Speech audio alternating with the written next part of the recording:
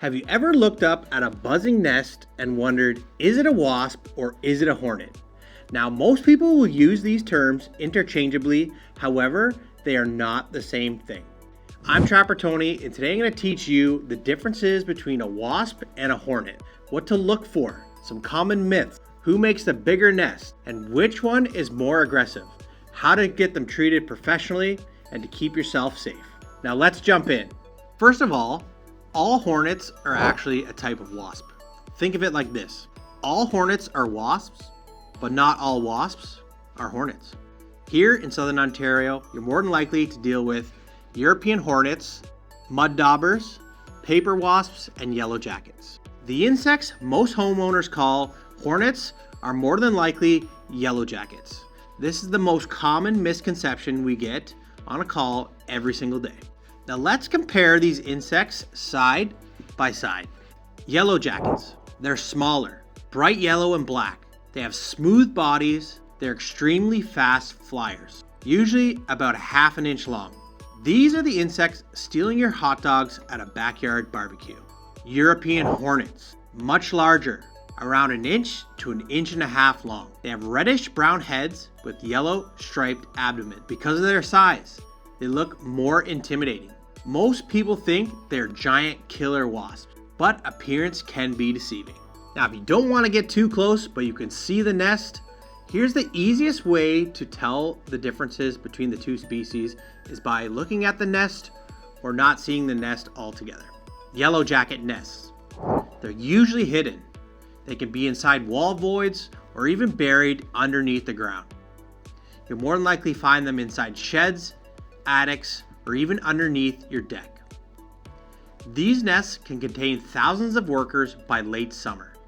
European hornet nests. These guys prefer hollow trees, wall cavities, barns, attics, and large voids. Their paper nests are usually enclosed and about the shape and size of a football.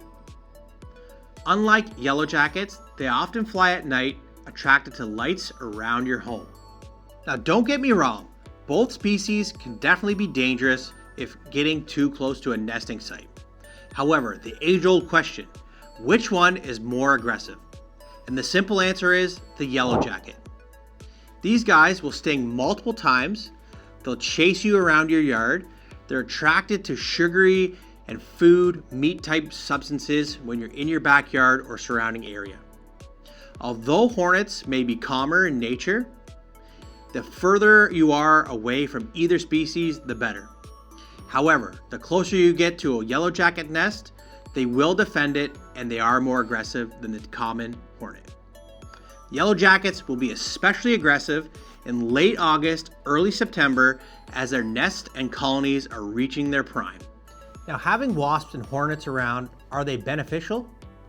Well, the answer is yes. They're actually nature's natural pest controllers. In and around your garden, they'll eat flies, mosquitoes, and even caterpillars, attacking your produce or veggies. However, if they decide to nest on your home or an adjacent property, this is where safety becomes a concern, especially with pets, young children, or people who have anaphylactic shock from a sting. Now, if you spot a nest on your property, please do not start spraying it, and do not start spraying it especially from a ladder. Every year, thousands of people are seriously injured, underestimating the power and the threat of the wasp or hornet. Now, you might see a small nest like this. You might think there's not many wasps inside.